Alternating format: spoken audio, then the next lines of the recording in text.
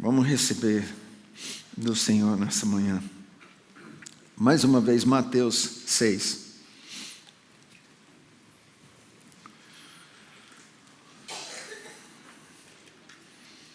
Queria observar com vocês em versículo 9, a primeira frase. Portanto, vós orareis assim.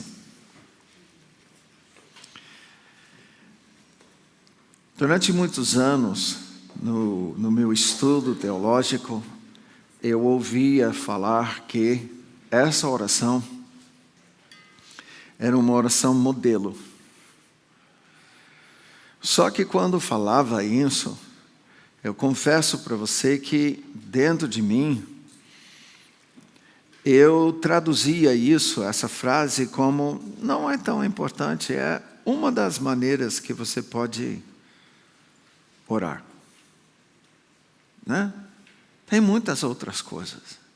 A ideia é essa. Não é tão importante. Mas quando a gente para observar duas coisas. Quem é que está falando isso? É o mestre. O nosso mestre. Se somos discípulos, ele é o mestre. Em todo lugar que tem mestre e discípulo, se o mestre falar, faz assim, é daquele jeito, não é de outro jeito. Então a gente tem, por exemplo, artes marciais. Se o mestre mostra para você, você vai dar o golpe assim, se posicionando. Traz o braço aqui e assim você vai fazer. Faz assim. E ele observa você fazer assim, ó. Não é isso que eu falei. Faz o que eu falei.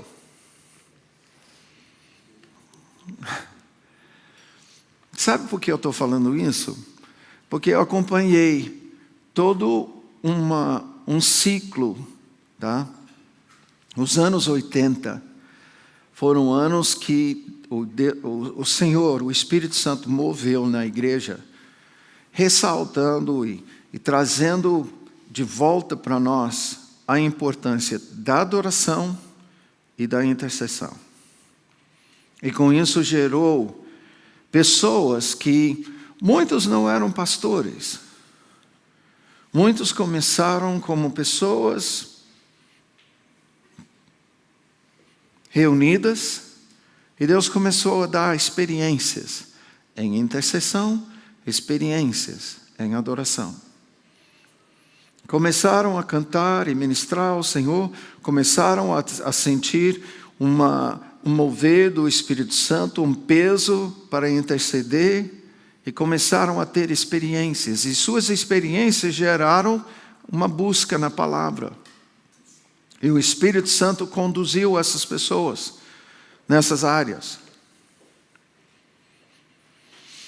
Nos anos 90, Deus levanta e essas pessoas começam a ensinar. Ao ponto que no final dos anos 90, o Espírito Santo, em vários lugares do mundo inteiro, começa a falar com a igreja. Agora é hora de você assumir adoração e intercessão. Só que nisso eu tenho uma observação a fazer. Muito da intercessão que foi ensinada, faltou essa base. E eu estou falando isso porque eu mesmo falando sobre intercessão, falava de muitas coisas, mas eu não tinha a intercessão de Jesus, o seu ensinamento. Portanto, vós orareis assim, como base. Por favor, me entenda, eu não estou desprezando as orações de Abraão, o que nós podemos aprender com ele, com Moisés, com o próprio rei Davi, com os profetas. Eu não estou dizendo que a gente não possa aprender com eles, mas eu estou dizendo que Jesus é o intercessor mor. Ele é o sumo sacerdote. Melhor que Moisés, superior a Abraão, superior aos profetas. E que se ele ensinou a orar assim, então eu acho que eu devo começar e terminar assim. Eu não estou dizendo que eu não posso, e a gente vai viver isso quando a gente tiver hoje o momento de aplicar isso. A gente vai ter um momento onde a gente vai pegar o que nós vamos ensinar. Nessa sessão, na próxima tarde, à noite, a gente vai aplicar bastante, orando e intercedendo por N situações, onde você vai perceber que daqui para frente, nunca você vai ficar sem saber orar e interceder. Sobre qualquer situação. Porque com Abraão nós podemos aprender a orar sobre isso. Moisés sobre aquilo. Mas Jesus nos dá a intercessão mais eficaz. A direção para tudo. Eu quero reconhecer quem é Ele. Quando Ele está ensinando a interceder. E quem sou eu? Eu sou criança. A criança, quando a gente ensina qualquer coisa para a criança, tá?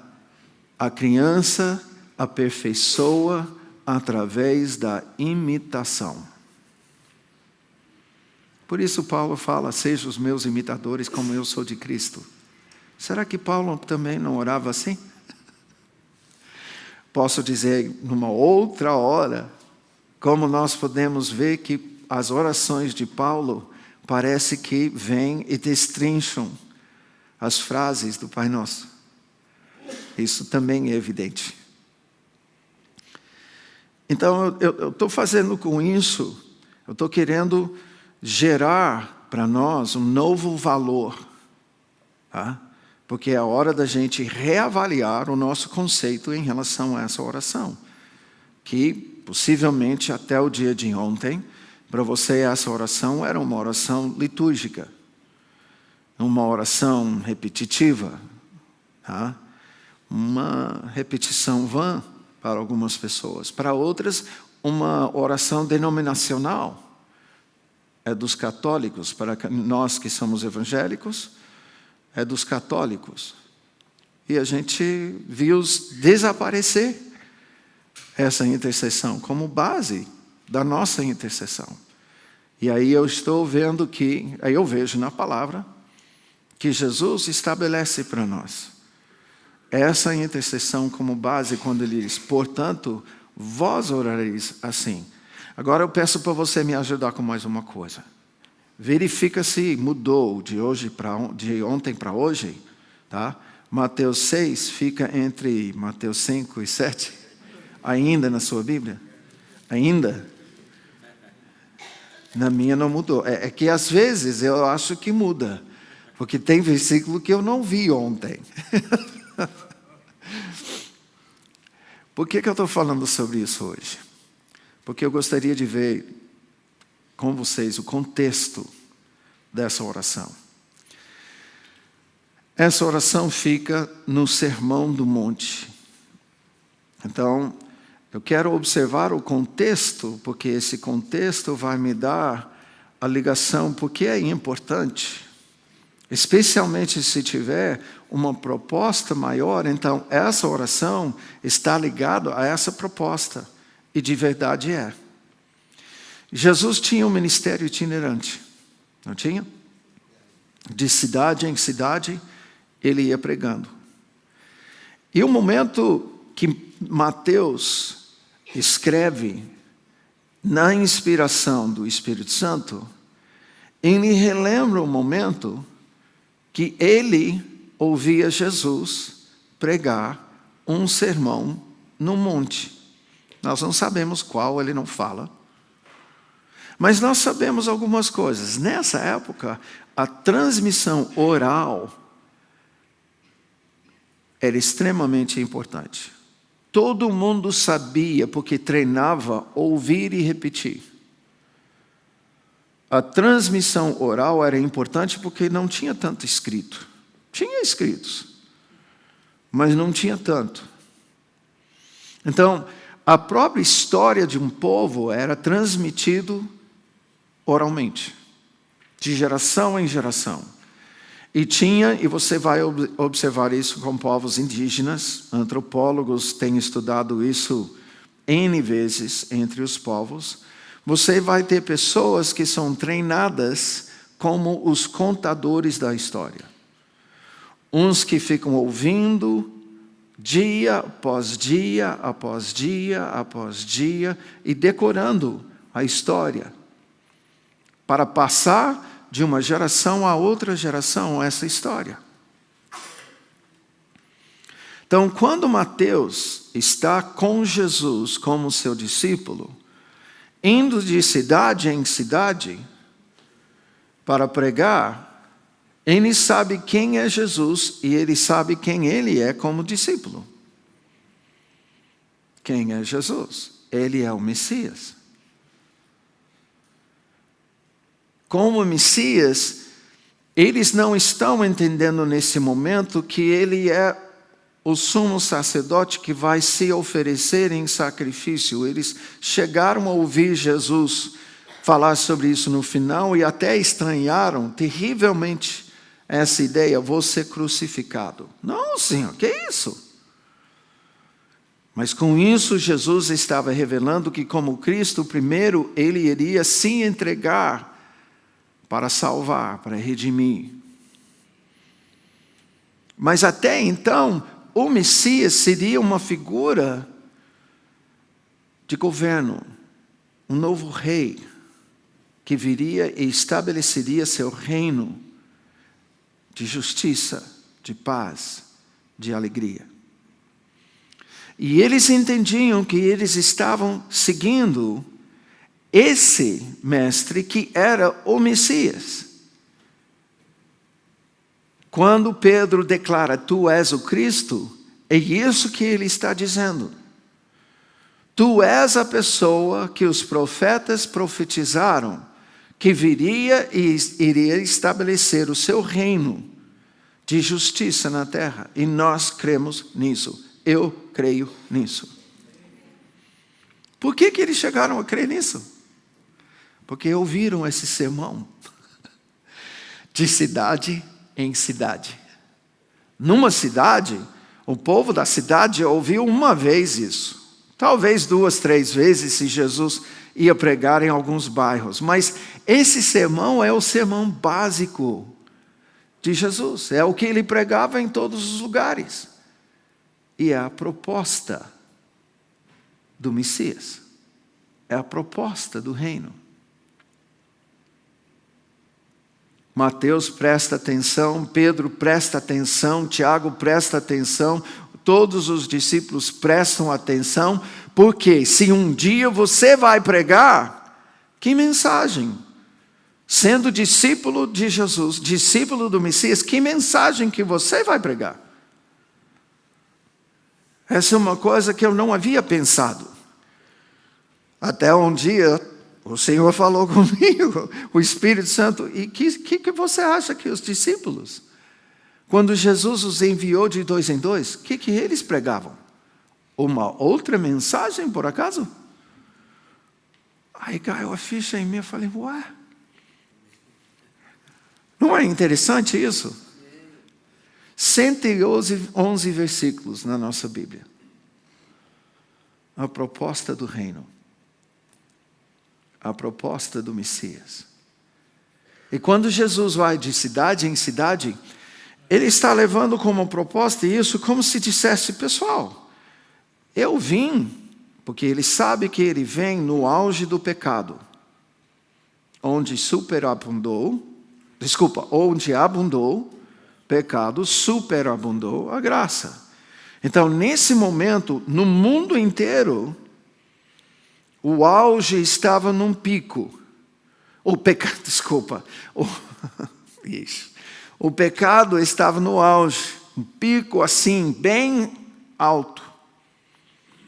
Quase como Sodoma e Gomorra. Evidenciado, os irmãos talvez vão estranhar o que eu vou dizer. Roma tinha invadido Israel. Por quê? Porque Israel estava vivendo como Sodoma e Gomorra. Leia Jeremias, que compara Israel com Sodoma e Gomorra. Leia Amós, que compara Israel com Sodoma e Gomorra. Leia Isaías, que compara Israel com Sodoma e Gomorra. E cada vez que esses profetas falavam, num espírito soava um alarme.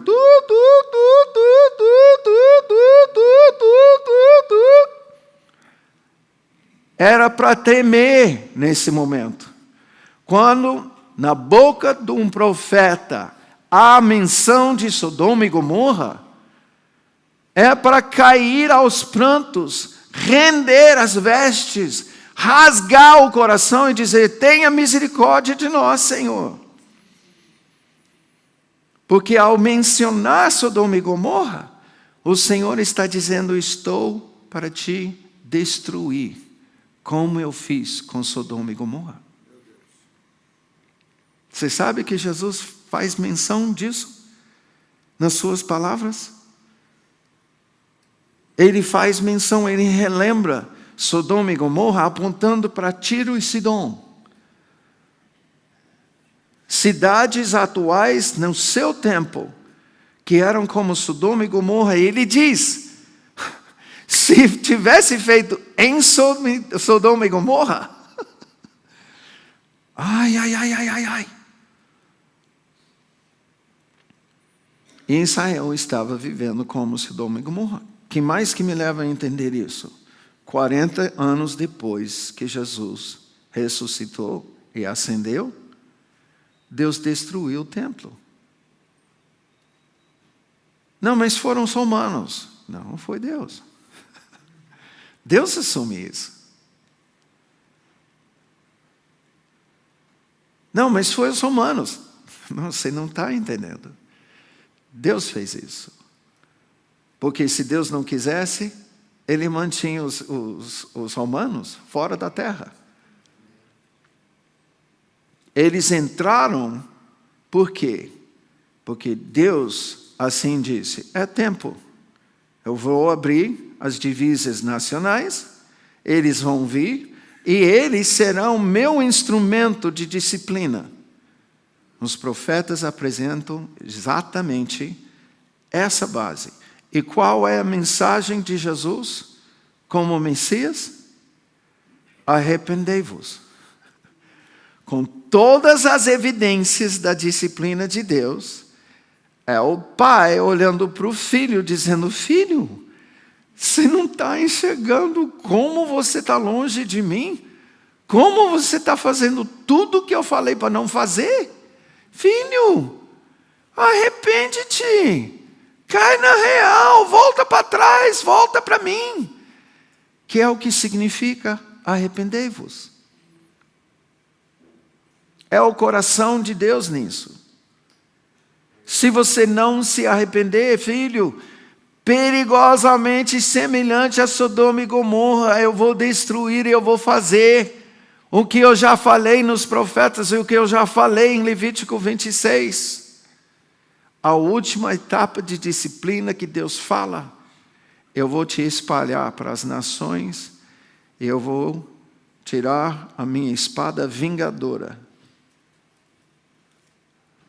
Muitos de vocês vão morrer em terras distantes. Nos tempos de Jeremias, é como se Israel não acreditasse. Então, você sabe como nós somos como pais. Quando a gente fala de uma disciplina que nós vamos executar com os nossos filhos, e a gente percebe eles não acreditam, a gente dá uma pitadinha da disciplina que a gente vai fazer. Não é?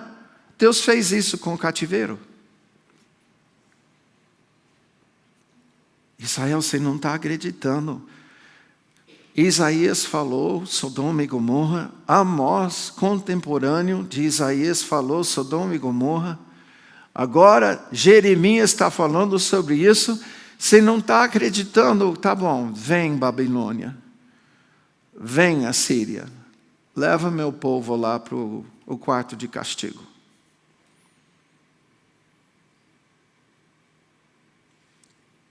houve volta, passaram 70 anos, o tempo da disciplina, vai para o teu quarto, menino.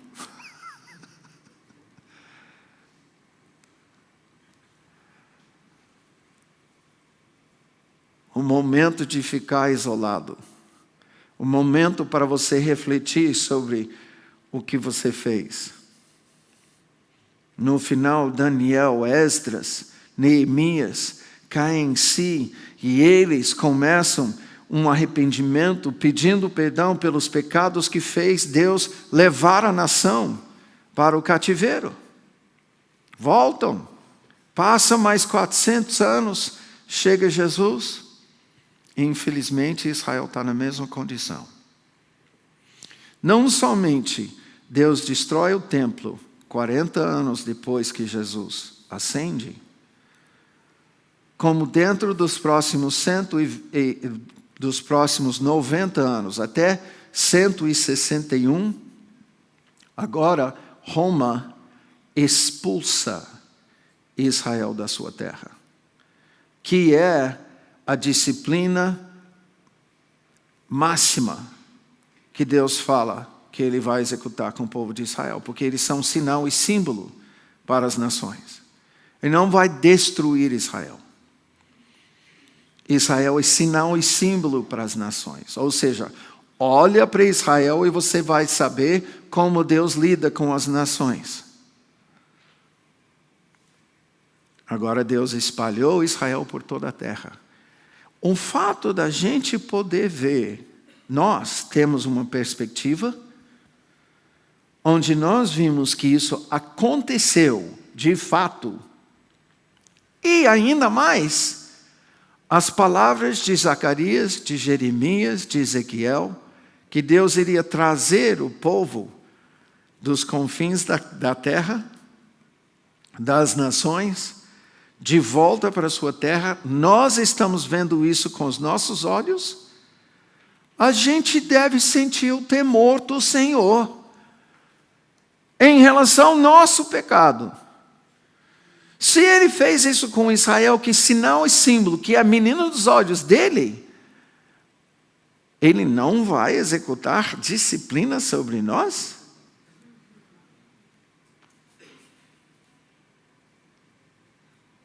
Eu vou abrir um parênteses aqui.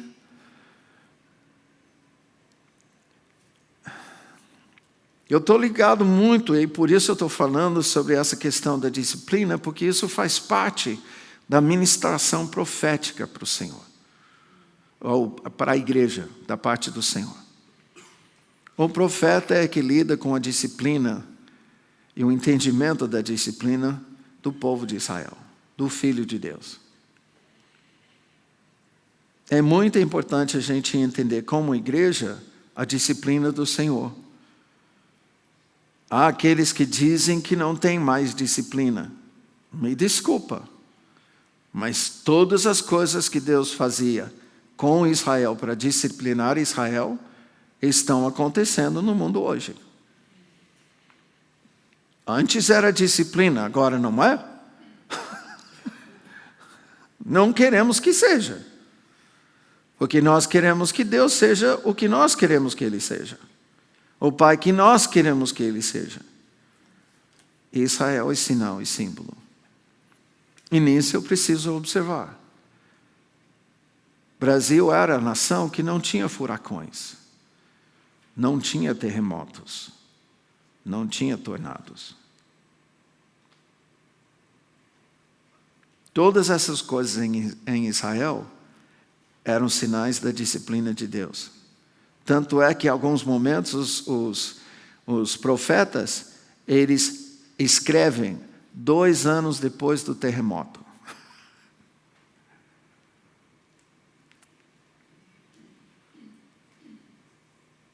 Queridos, Deus está nos disciplinando. Agora, por quê? Porque Deus disciplina a todo filho que Ele recebe. A todo filho que Ele ama, Ele disciplina.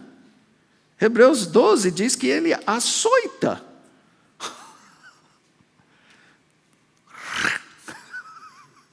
Eu lembro do som do cinto do meu pai. Ai!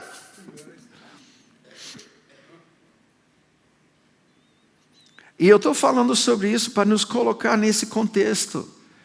Jesus, quando ele faz a proposta como Messias, ele está dizendo: arrepende-te, volta para isso. E Deus vai fazer o quê? Ele vai manifestar a sua presença de novo, ele vai estabelecer o seu governo. Eu sei porque eu sou o governante que ele vai enviar. Eu que vou vir governar sobre vocês. Dentro disso, a gente chega e vai para o meio, versículo 56, dos 111 versículos, tá? Do sermão. Você vai cair na passagem sobre a oração. Interessante, né? É como se ele dissesse: você quer meu reino? Ele está ministrando e tem os romanos que estão ali oprimindo, tem os romanos que trouxeram todos os seus deuses, tá? Eles tinham um acampamento onde tinha mais de 6.000 soldados e provavelmente 4.000 que estavam apoiando uma cidadezinha. Roma tinha estabelecido, edificado em Israel, com todos os traços de Roma. Toda a prostituição, todas as orgias, toda a bebedice, toda a idolatria, tudo isso. Por quê? Porque Israel estava fazendo isso também. Israel tinha voltado a adorar outros deuses. Jesus, quando ele vai para Cesareia Filipe, que fica na região norte de Israel, ele fica frente a um templo para o deus Pan, onde estava havendo ali um sacrifício de bodes para o deus Pan. Isso não tem nada a ver com adoração a Jeová. Israel tinha voltado à sua idolatria. Quando Jesus vem, a gente precisa entender: Israel não estava bem, queridos. Israel estava em decadência. Plena decadência. Se em Isaías Deus reclamava porque o povo de Israel estava vindo, sacrificando no templo, mas o seu coração estava longe, ao ponto que ele diz: quanto mais você levanta a mão, mais eu fecho os olhos, quanto mais você ora, mais eu fecho os ouvidos. Eu estou cansado de sofrer. As suas assembleias solenes são pesadas para mim. Essa é a linguagem do profeta para o povo de Israel. Havia uma forma, mas sem coração. Isso nos tempos de Isaías. Foi por causa disso que eles foram levados em cativeiro. Israel não estava bem. Não estava nada bem. Desculpa se eu estourei seu sonho, sua bolha sobre o estado de Israel nos dias de Jesus, mas é importante a gente se alinhar com a verdade, porque para isso Jesus vem e fala: vocês não estão vendo os sinais das trevas aqui? Vocês querem continuar nisso ou vocês querem o meu reino? Como Messias, o que está por trás, o fundo dessa mensagem é essa proposta. Vocês querem continuar no império das trevas? Só olhar, Roma está aí. Jesus estava aí pregando, João Batista pregava na expectativa e esperança que Israel se arrependesse como nos dias de Isaías. E tivesse um avivamento como durante o reinado de Ezequias. Josias, outros momentos que a nação inteira voltou para o Senhor, mas não aconteceu. Alguns poucos. E eu digo alguns poucos porque vamos avaliar que só 120 estavam esperando a promessa no cenáculo. Cadê as multidões? Os 5.000 homens reunidos com mais, provavelmente, tantas mulheres e mais um tanto de criança. Quem sabe 12, 13 mil. Cadê?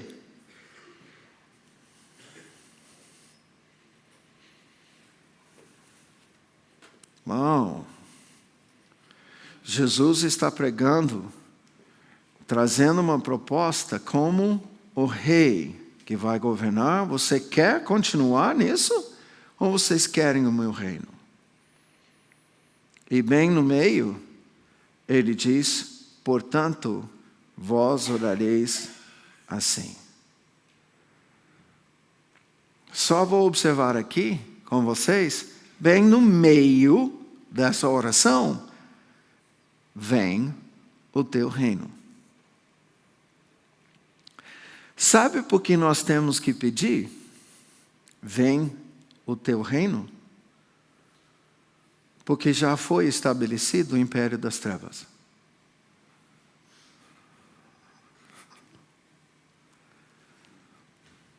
E a escolha é nossa. Eu fiz menção disso ontem. Através da adoração profana, a intercessão profana, o ser humano convidou Satanás e os seus a conviverem e a governarem sobre a humanidade. As trevas, a casa para as trevas foi estabelecido pelo ser humano. Nós edificamos a casa. Assim como nós somos a casa espiritual do Senhor, o ser humano se fez casa. Se a gente vai usar a linguagem de 1 Pedro 2, então éramos pedras mortas para a morte habitar. Mas agora nós somos pedras que vivem, casa espiritual, sacerdócio santo, para oferecer sacrifícios espirituais através de Jesus Cristo. Não é para você adorar mais a essas figuras, porque eles trazem sobre você morte, roubo, destruição, e vão te conduzir à corrupção total, como nos dias de Noé. É para você ser pedra viva. E pela sua adoração, o Senhor vai manifestar a sua presença e estabelecer o seu governo. Mas eu te constituí sacerdote para você pedir. Porque antes, pelo seu pecado e a sua idolatria, você pediu para o outro.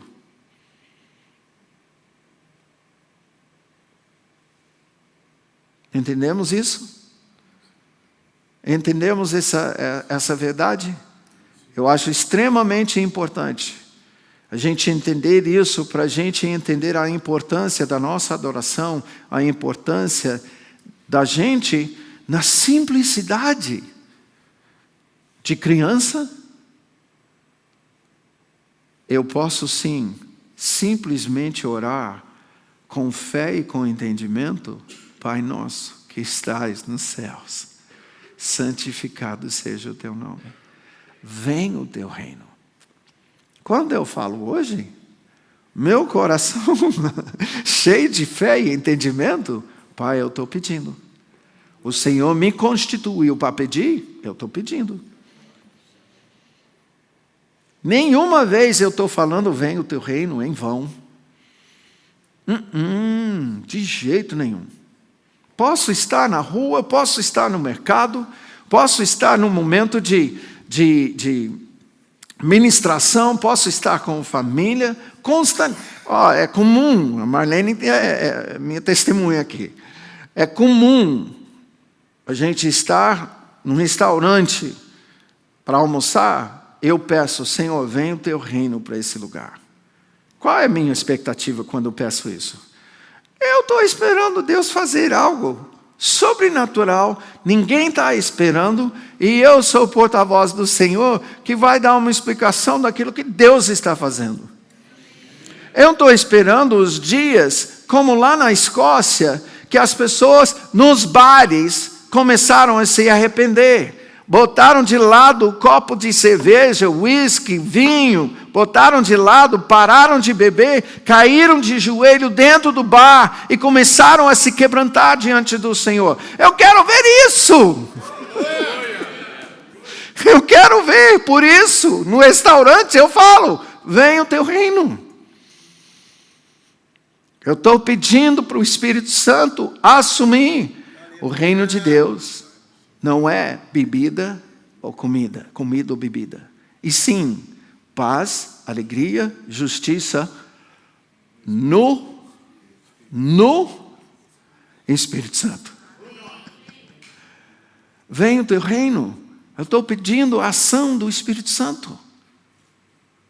O governo do Espírito Santo se manifestar naquele momento. Algo sobrenatural.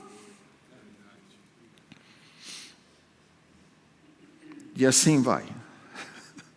Que tem muito. Então, aí, se Jesus, vamos pegar isso. Jesus estivesse aqui, no sul, tá? Alguém falou para mim de 10, 12 cidades que tem aqui, nessa região, vocês vão me ajudar, porque é bem aplicável aqui, tá? Então, ele começa em Porto Alegre numa semana, depois ele segue para Canoas. Aí ele prega o quê? Algo diferente? A mesma coisa. Na essência ele está dizendo, vocês querem continuar nas trevas ou vocês querem o meu reino? Querem continuar nas trevas? Não! Querem o meu reino? Sim! Então, você quer? Vocês vão orar sim.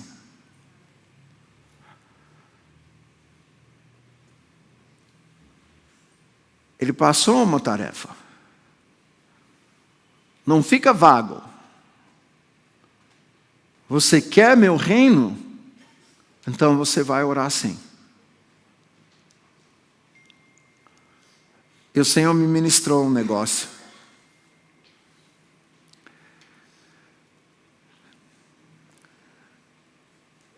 Quando o meu povo não ora, quando você, Mike, não orava assim, mostrava o teu coração em relação ao que você crê sobre o meu reino. O quanto você quer ou não quer.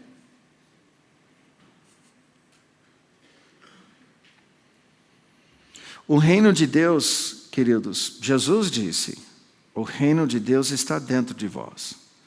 Por que ele falou isso? Porque o Espírito está dentro de nós. O primeiro lugar para manifestar o governo de Deus é dentro de nós. A nossa primeira correspondência com o reino de Deus é a nossa entrega e submissão ao Rei.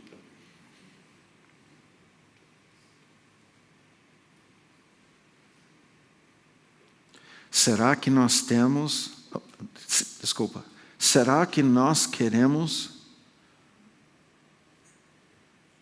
na sua totalidade, o governo de Deus em nossas vidas? Será que tem Coisas que falamos, que fazemos, atitudes que demonstram que, na verdade, eu não quero me submeter ao reino de Deus?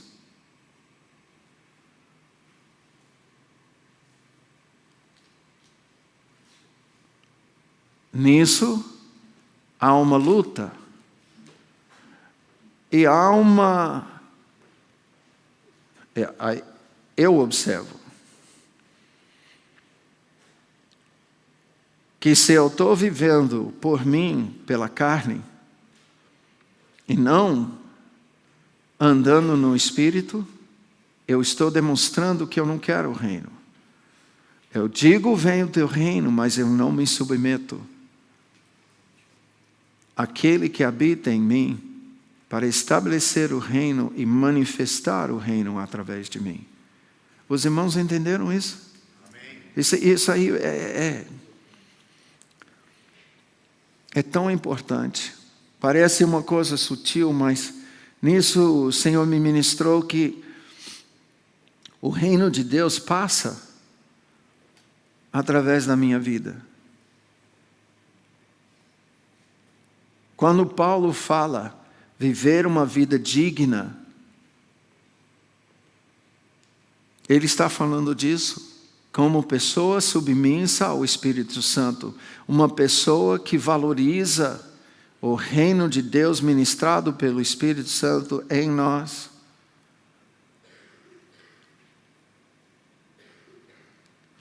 E nisso eu entendo pessoalmente, quanto mais eu sou submisso e buscando andar no Espírito, mais volume, mais intensidade, mais em sintonia com Jesus, é minha oração que eu faço, que ele fazia. Mas o meu, ou seja, o meu vem o teu reino, não é teu reino. Porque eu não estou em sintonia com o Espírito Santo.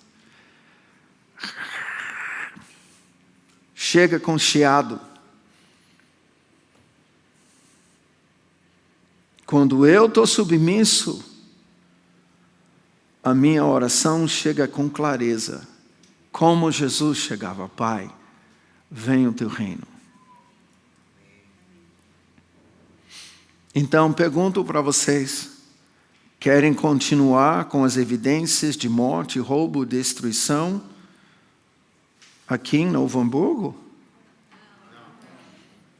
Querem o reino do Messias? Portanto, vós orareis assim.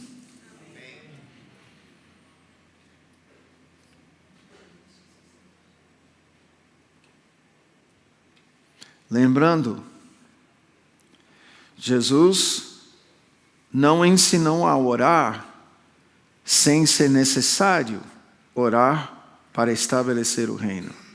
Ele não ensinou uma oração vazia, religiosa, que o Pai não está inclinado a atender. E eu posso destrinchar, mas para mim não tem oração melhor, mais mirada do que a do Messias.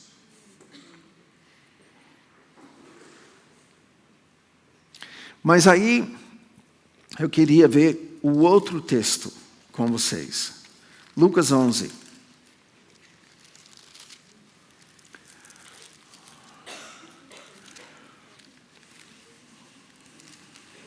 Então agora nós chegamos. Porque em Lucas 11, há um texto muito fantástico para mim. Tá? Versículo 1. De uma feita estava Jesus orando em certo lugar. Quando terminou, um dos seus discípulos lhe pediu: Senhor, ensina-nos a orar, como também João ensinou aos seus discípulos.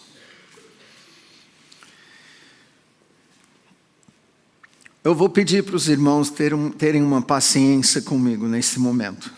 Mas eu acho que a gente precisa fazer algo para a gente gerar uma compreensão ainda maior sobre isso.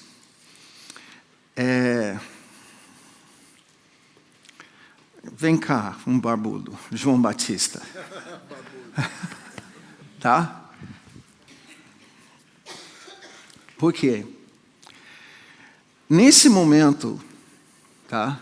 Os discípulos, e a gente vai ver quais são esses discípulos, estão observando Jesus orando. Ele está no ato de orar.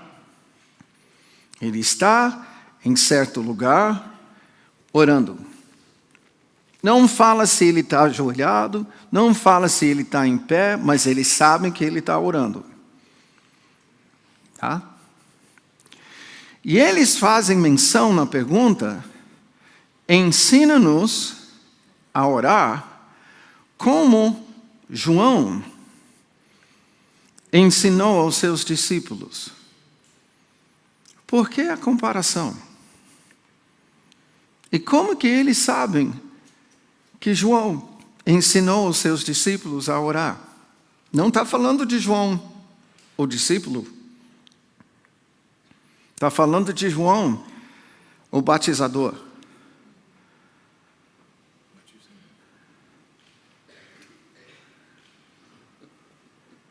Ele ensinou alguns discípulos. Eu queria uns 5 voluntários para ficar aqui com João. Vamos lá, jovem que é. Vem cá, jovem. Vem cá, vem cá. Tá? Isso. Tá? Tá faltando um. Tá. Então, tá bom.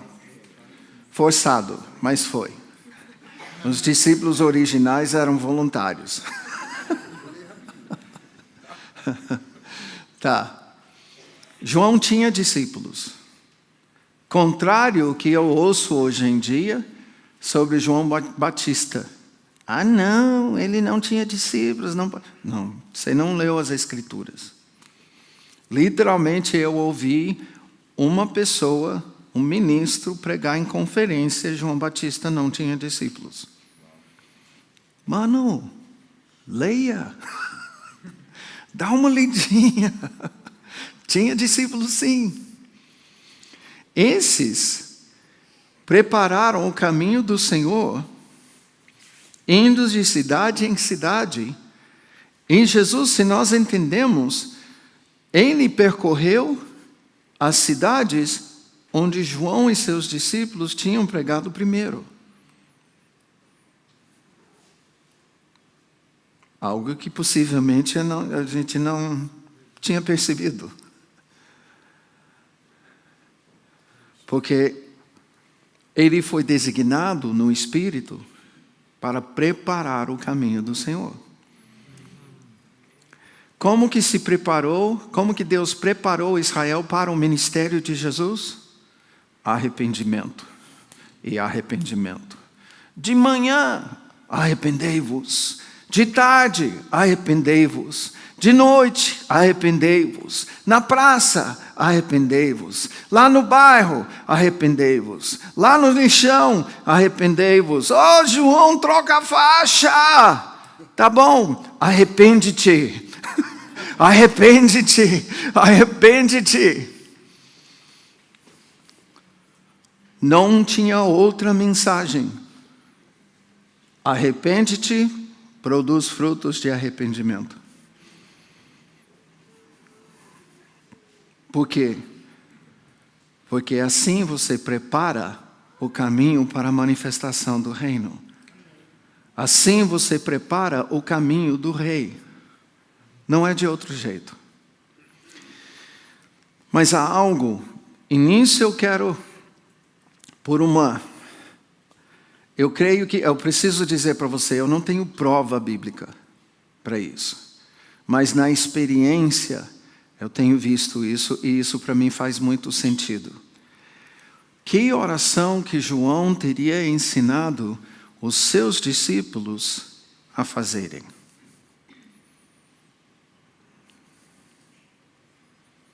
Eu creio que tinha a ver com a palavra profética de Zacarias 12:10.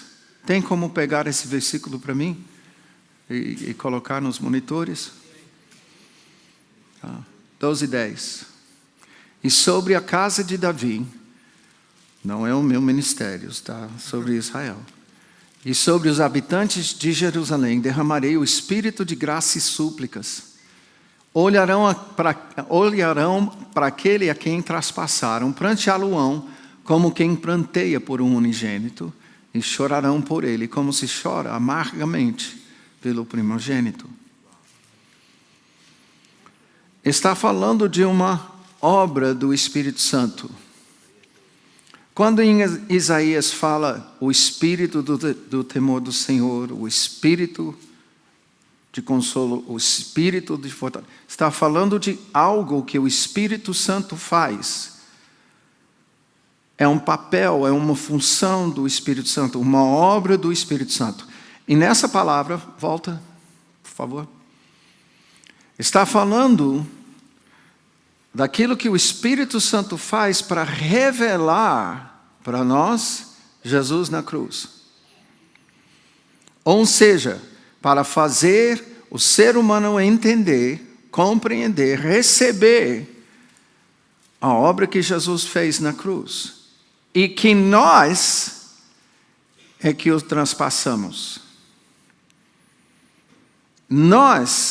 Eu crucifiquei Jesus, porque Ele tomou o meu lugar para que eu não tivesse que sofrer.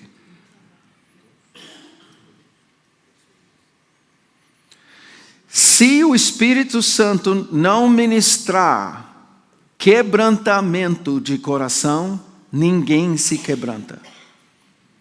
Por quê? Porque no pecado nós somos mortos.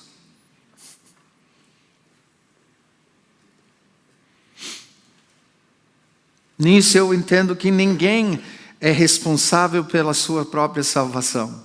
Só estamos correspondendo com algo que Deus inicia.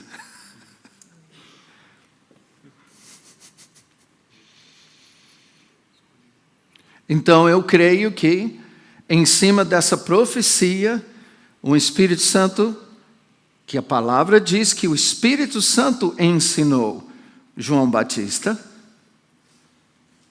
ele não foi ensinado no templo, mesmo sendo filho de sacerdote, mesmo sendo um levita que ficaria como alguém que poderia ser sumo sacerdote, provavelmente, um dia.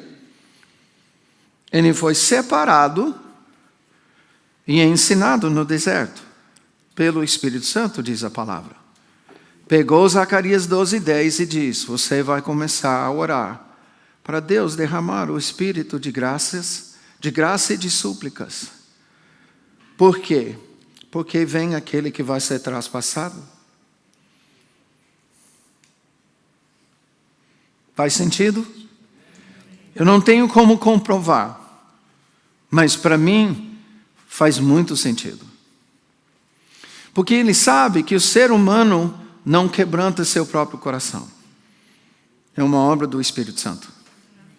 E nós precisamos entender que antes das multidões terem com Jesus para receber cura, libertação, eles foram ouvir a mensagem de João Batista: arrependei-vos, arrependei-vos, arrependei-vos, e se submeter a um batismo público.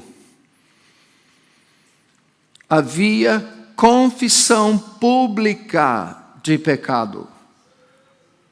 Você confessava seus pecados publicamente e era batizado publicamente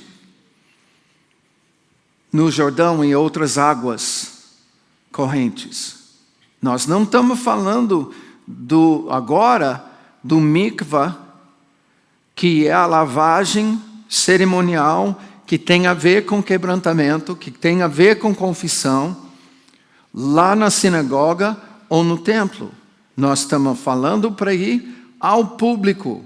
João pegou e começou a ministrar isso Era um novo batismo porque ele pega o mikvah e de uma forma toda especial agora há uma pregação específica de arrependimento.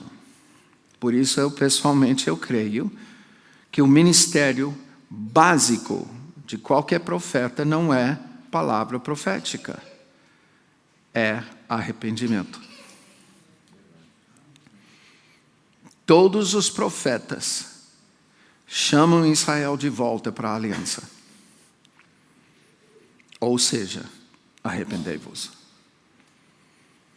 E quando João, que precede o Messias, é levantado por Deus, há agora um destilar dessa unção profética num momento crucial. Porque Deus não pega, como Ele fez em outros momentos, um profeta que não fosse da tribo de Levi. Essa vez Deus pega um futuro sumo sacerdote da tribo de Levi, que vai servir no futuro como sumo sacerdote, só que ele diz, vem cá. Quando ele finda, ele pega justamente aquele que está na linha, na mira, para ser o futuro sumo sacerdote desse sacerdócio, e ele acaba passando tudo isso para Jesus, o novo sumo sacerdote. Quando ele batiza Jesus, o que Jesus falou? Vamos cumprir a justiça. Eu sei porque eu estou aqui. Você ministrou arrependimento para a nação. E o povo tem pecado, tem vindo e tem confessado o seu pecado. Agora, como Messias, segundo a palavra de Isaías 53, ele pega aquele lixo espiritual. Depois do povo ser batizado, e tomou sobre si a nossa iniquidade e o nosso pecado.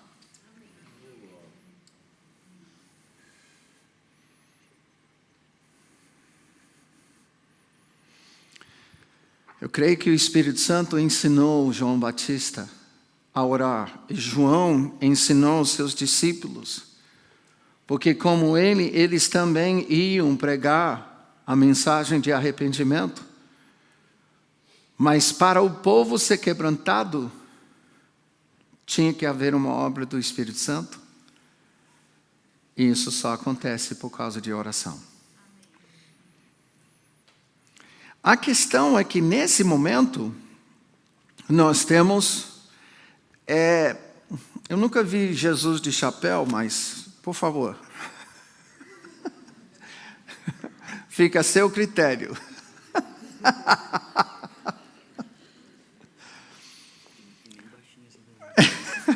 Ele disse nem baixinho. Não sei que altura Jesus tinha, tá? Conforme o negócio de Turim, ele tinha um pouco mais, mas, né?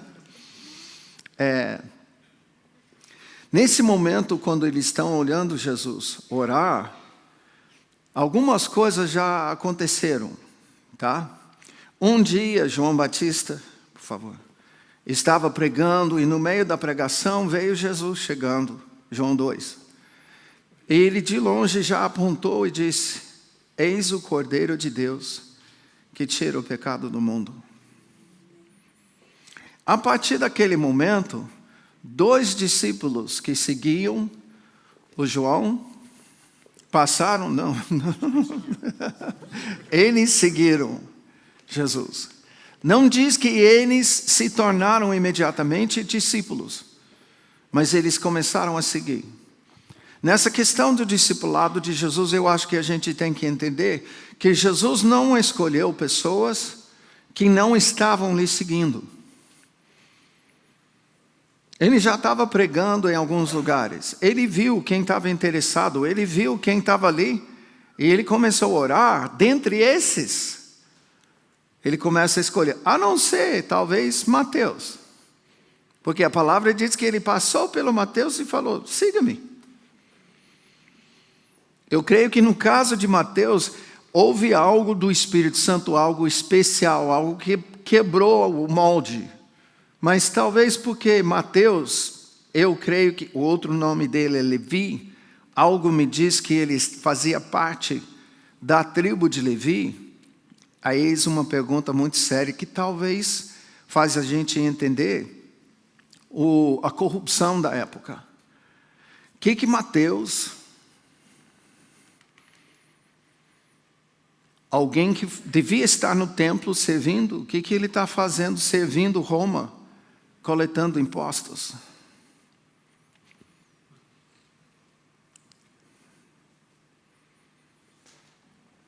Eis a corrupção que eu falei agora há pouco. Eis a razão que os sacerdotes, os doutores da lei, os partidos políticos sacerdotais tinham rixa com Jesus, porque eles tinham corrompido totalmente o sacerdócio de Israel. Um desses era o irmão de Pedro, André. O outro nós não sabemos o nome. Não sabemos quem que era. Em Lucas 9, tá? Só vou falar, não vou lá no texto. Em Lucas 9 nós descobrimos que, ou aliás, já em 9, Jesus escolhe os seus discípulos. Então eu preciso de, vamos dizer, mais 5, só para representar, mais 5 voluntários aqui desse lado. Pode ser homem ou mulher, tá? Não tem problema, eu sei que foi citado. Agora veio correndo. Jesus sim, João Batista não.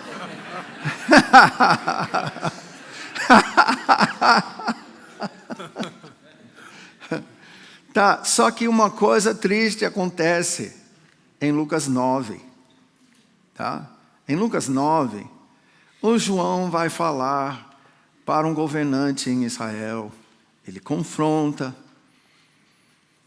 O cara não gostou, a mulher dele muito menos, tá? E aí ela faz uma maquinada, aí ela articula, manipula, tá? Nós sabemos de que espírito ela procede? Que mata profetas. Tá? E aí... Já era.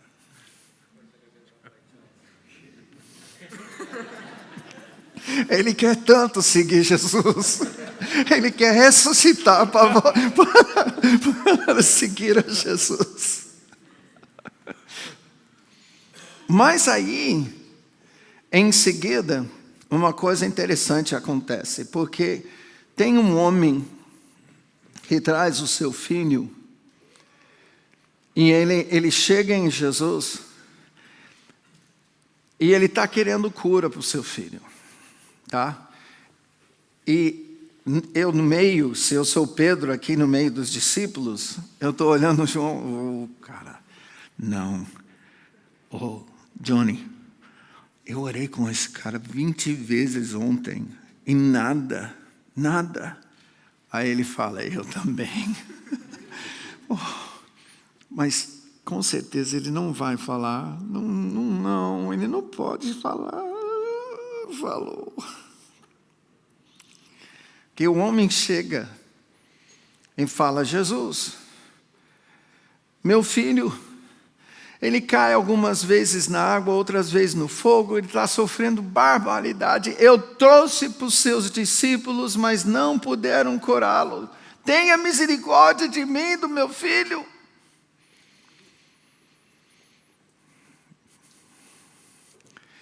Jesus ficou feliz com os discípulos, né? A geração incrédula e perversa. Até quando eu vou ter que tolerar vocês?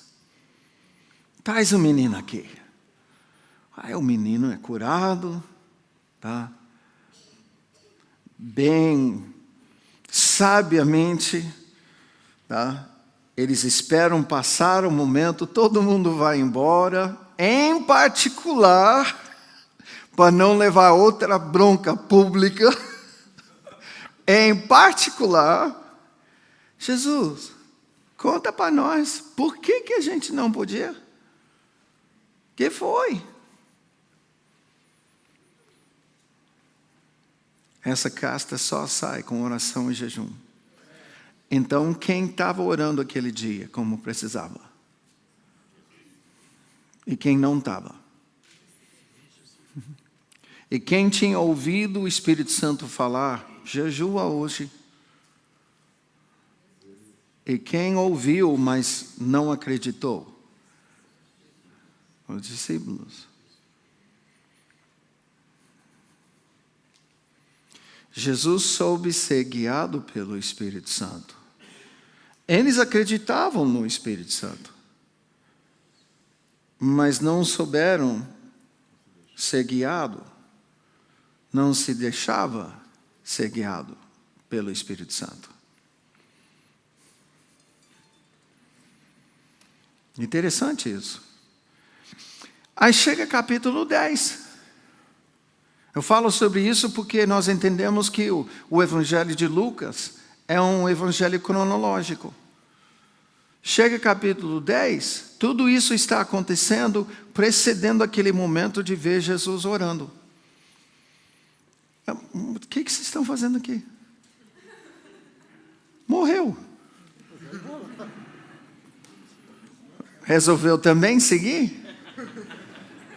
Sabe por quê? Como é que começa Lucas 10? Por favor, põe aí no telão. Depois disso, o Senhor designou outros 70, e os enviou de 2 em 2, para que o precedessem em cada cidade e lugar aonde ele estava para ir. Precedessem. O que isso quer dizer? Preparar o caminho.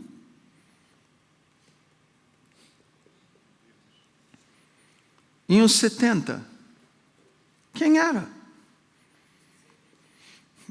Eu posso entender que não eram todos os 70 ex de João Batista, mas para mim fica muito claro que eles já estão preparados como uma parte dessa agenda de Jesus. Eles já sabem pregar arrependimento. Eles já sabem orar para que o Espírito Santo venha sobre uma aldeia, uma cidade, uma vila, com um espírito de graça e de súplicas.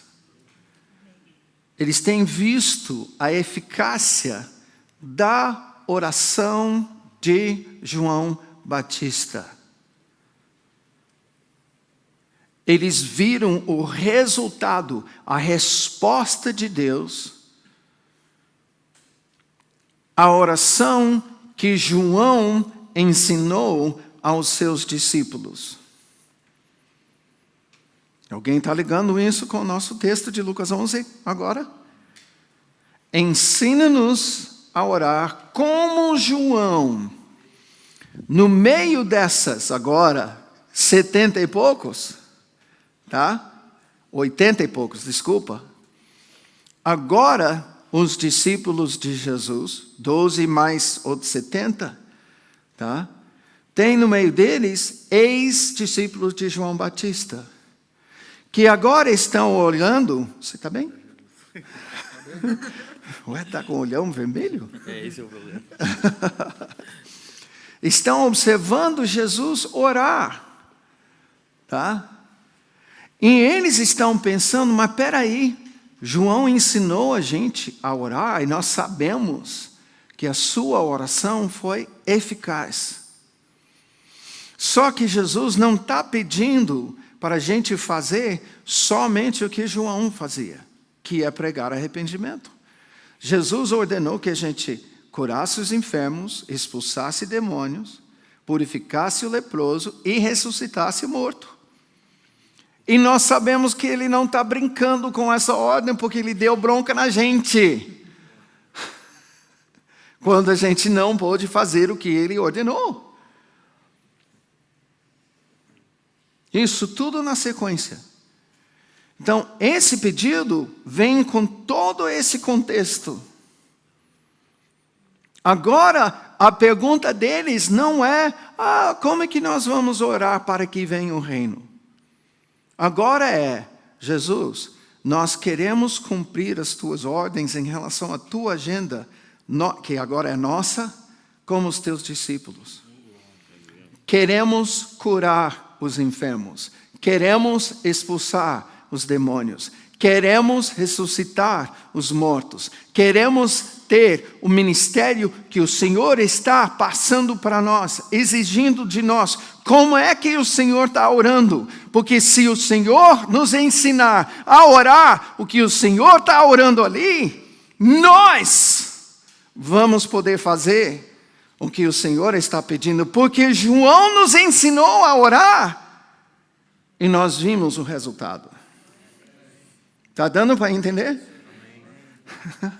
Aí Jesus sai e vem, tá? Eu acho que eles escolheram o menor. Igual a gente em família. Vai lá falar com ele. Né? Eu não quero levar outra bronca.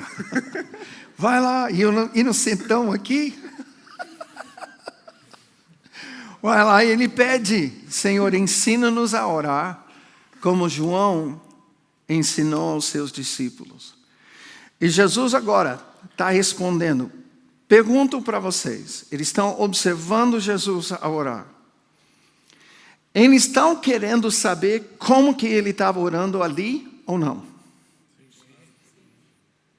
Eu não consigo entender outra coisa. Tá? Eu não consigo entender outra coisa.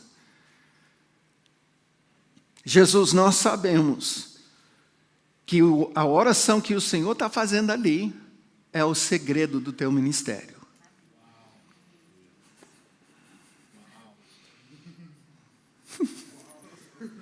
Segredo.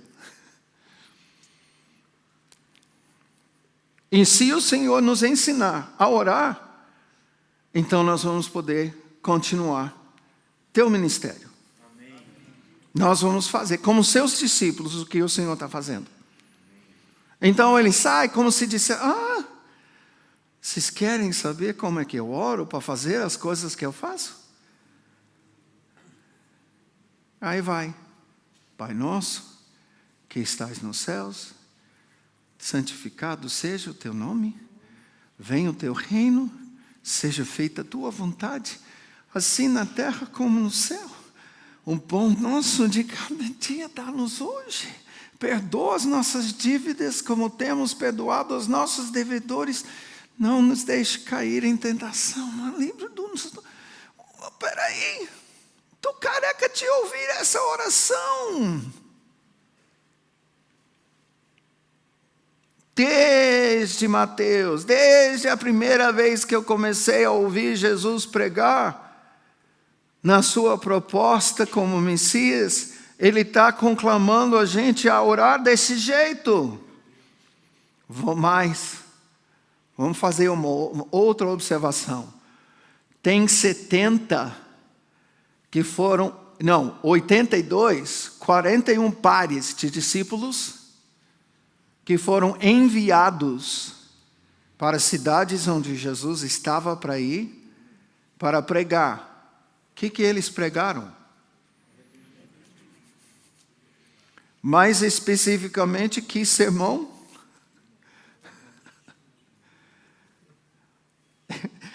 Gente, quem era do ministério Casa de Davi, que saía no meu nome, pregava os meus sermões. Tinha que pregar isso primeiro. Eu não posso entender que um discípulo de Jesus... Jesus, eu tenho uma mensagem especial. Filho, vai pregar o que eu estou pregando. Vai pregar o que eu te ensinei. Muito forte, né? Mas ele é o mestre, eu sou o discípulo. Eu não entendo outra coisa. Então, além de ouvir ele pregar tantas vezes, nós mesmos estamos pregando. Portanto, vós orareis assim, com toda a pompa,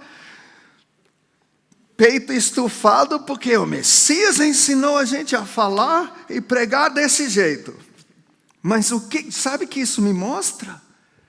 É muito possível que os discípulos não tinham valorizado e não tinham entendido o valor da oração que Jesus estava ensinando. Ele está ensinando a multidão. É uma oraçãozinha por aí. Mas, de repente, quando eles estão vendo ele orar, ele vem com essa resposta e eles entendem que é o segredo. Isso, para mim, é muito importante. Mudou completamente a minha ótica e a minha prática com essa oração. De repente, eu percebi, peraí, não é só para clamar para que venha o reino, no sentido de vir uma influência do Espírito Santo. Tudo que o Espírito Santo faz sobre a nossa cidade, sobre o meu lar, sobre o lugar que eu trabalho, é a maneira que Jesus orava para que ele pudesse ministrar o que ele ministrava, incluindo cura, libertação, ressurreição de mortos e a purificação de leprosos.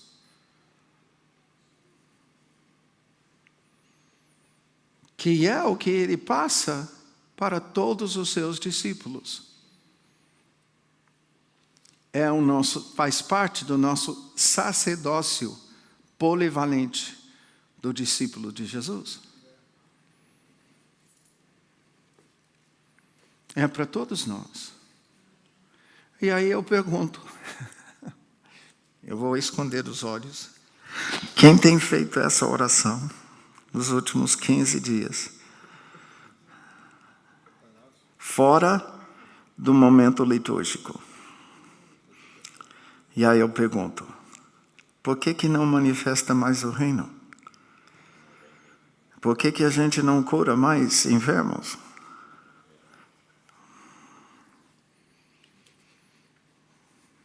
Se é verdade, aquilo que eu creio que o Espírito Santo me ensinou sobre isso,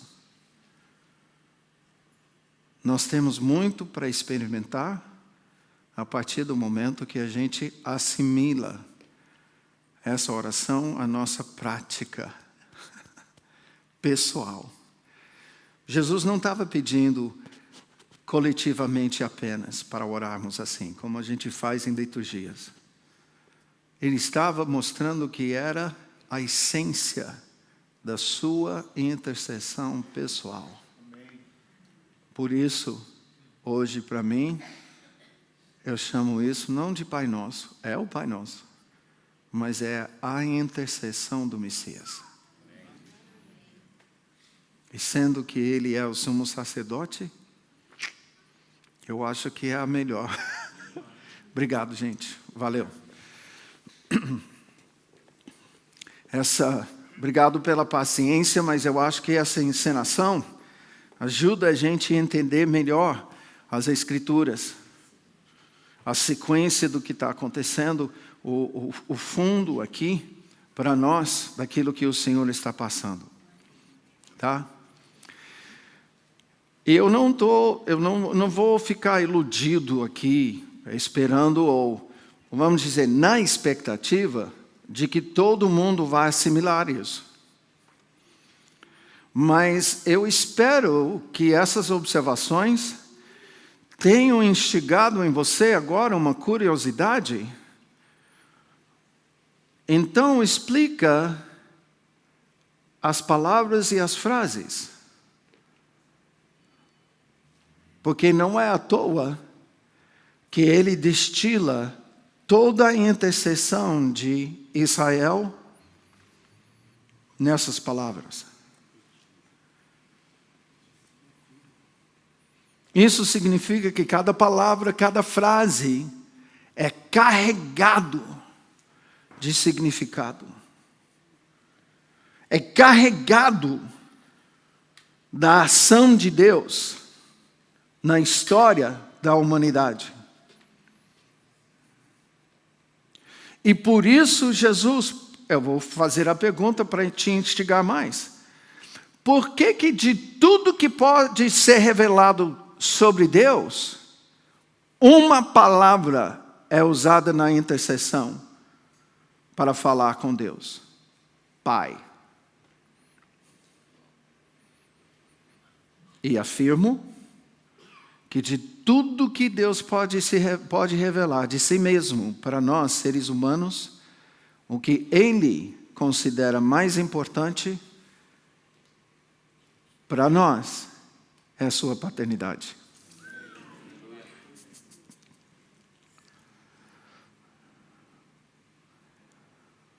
Vou falar sobre isso agora à tarde. Santificado seja o teu nome. Eu tenho visto muitos comentários, eu tenho visto muita gente falar e traduzir isso para canções, para dizer: o nome do Senhor é santo.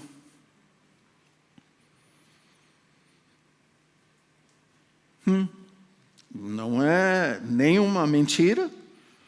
O nome do Senhor é santo. Mas nesse sentido, sendo uma intercessão, Jesus não está declarando o teu nome é santo. Se ele teria falado, o teu nome é santo. Ele está fazendo um pedido. Em intercessão, nós fazemos um pedido para Deus fazer o que Deus faz. Porque eu não posso. Quem é que santifica o nome do Senhor? Quem é que torna santo o nome do Senhor? O Senhor? Não eu. Eu posso ter como santo o nome do Senhor. Eu posso honrar, eu posso respeitar, eu posso tratar o nome dele como santo.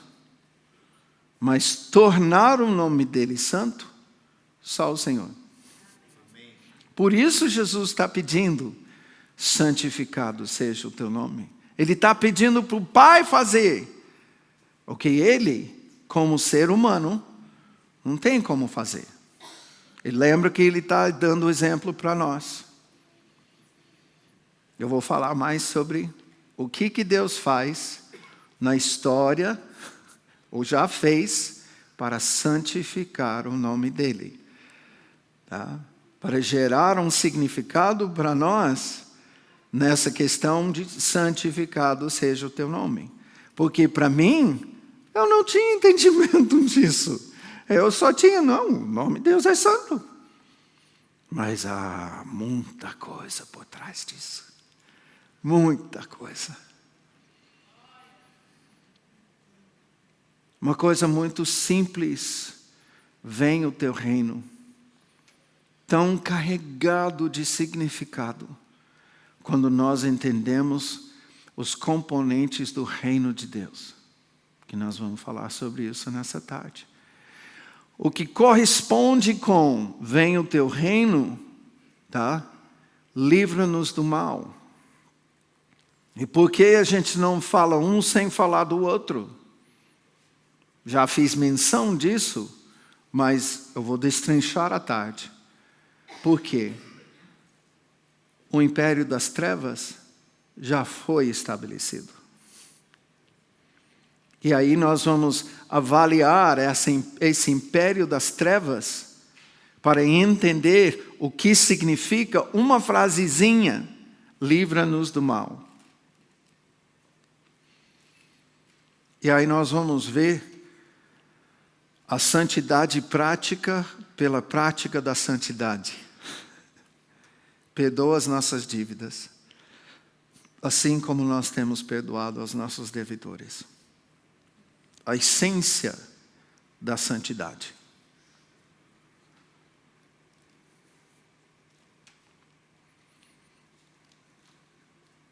Quero destrinchar com você na parte da tarde essa oração. E aí, mais tarde, nós vamos, na última sessão, nós vamos aplicar isso. Nós vamos levar isso e nós vamos orar. e orar, e orar, e aplicar isso em várias circunstâncias, sobre a vida de várias pessoas, e você vai começar essa prática. Se você não tem tido uma vida de intercessão, uma irmã compartilhou comigo ontem, dizendo que ela quer, ela vai, mas na hora que ela vai interceder, parece que não sabe como fazer.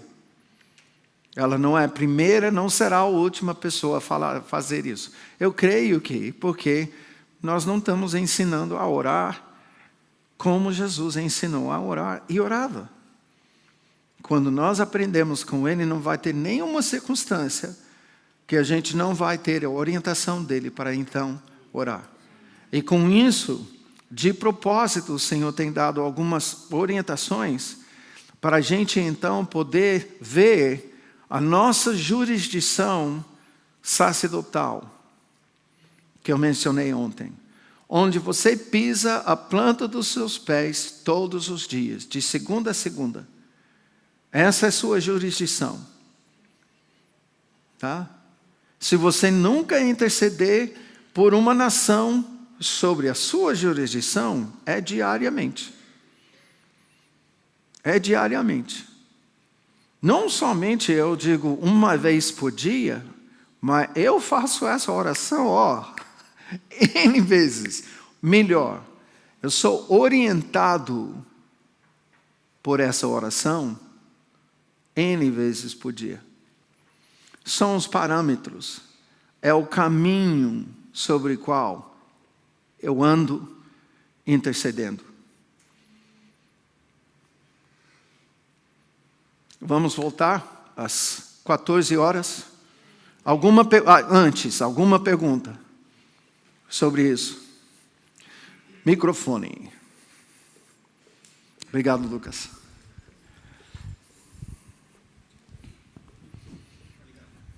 Amém. Aqui você acabou de dizer assim, santificado seja o teu nome. Uhum.